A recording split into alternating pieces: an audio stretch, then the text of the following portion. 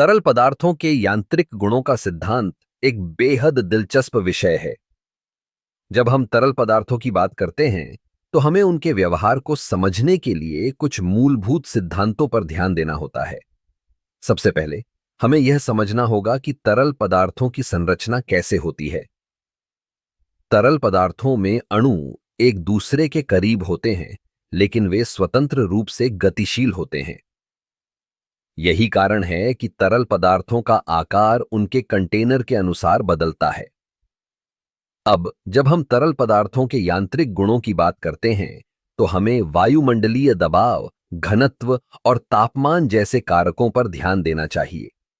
उदाहरण के लिए, जब हम पानी की बात करते हैं, तो उसका घनत्व 1 ग्राम प्रति सेंटीमीटर क्यूब होता है। लेकिन अगर हम इसे गर्म करते हैं, तो इसका घनत्व कम हो जाता है। यह सिद्धांत हमें यह समझने में मदद करता है कि क्यों गर्म पानी ऊपर की ओर तैरता है और ठंडा पानी नीचे रहता है। फिर आता है वास्कोसिटी, जो तरल पदार्थों की प्रवाह की क्षमता को दर्शाती है। उच्च वास्कोसिटी वाले तरल पदार्थ जैसे शहद धीरे धीरे बहते हैं, जबकि कम वास्कोसिटी वाले तरल पदार्थ जैसे पानी तेजी से बहते हैं।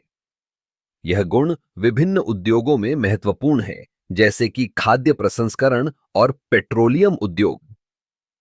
अब चलिए बात करते हैं बर्नौली के सिद्धांत की।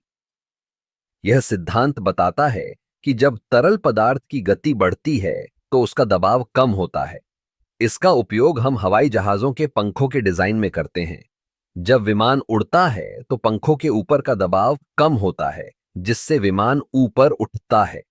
इसके अलावा हमें न्यूटन के तरल पदार्थों के सिद्धांत को भी नहीं भूलना चाहिए। यह सिद्धांत बताता है कि तरल पदार्थों में बल और गति के बीच एक सीधा संबंध होता है। जब हम किसी तरल पर बल लगाते हैं, तो वह तरल उस बल के अनुपात में गति करता है। इन सिद्धांतों के माध्यम से हम तरल पदार्थों के व्यवहार को समझ सकते हैं और उनका उपयोग विभिन्न तकनीकी और वैज्ञानिक अनुप्रयोगों में कर सकते हैं।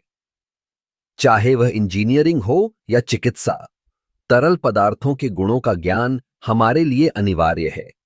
इस तरह तरल पदार्थों के यांत्रिक गुणों का सिद्धांत न केवल विज्ञान का एक महत्वपूर्ण हिस्सा है, बल्कि यह हमारे दैनिक जीवन में भी गहराई से जुड़ा हुआ है।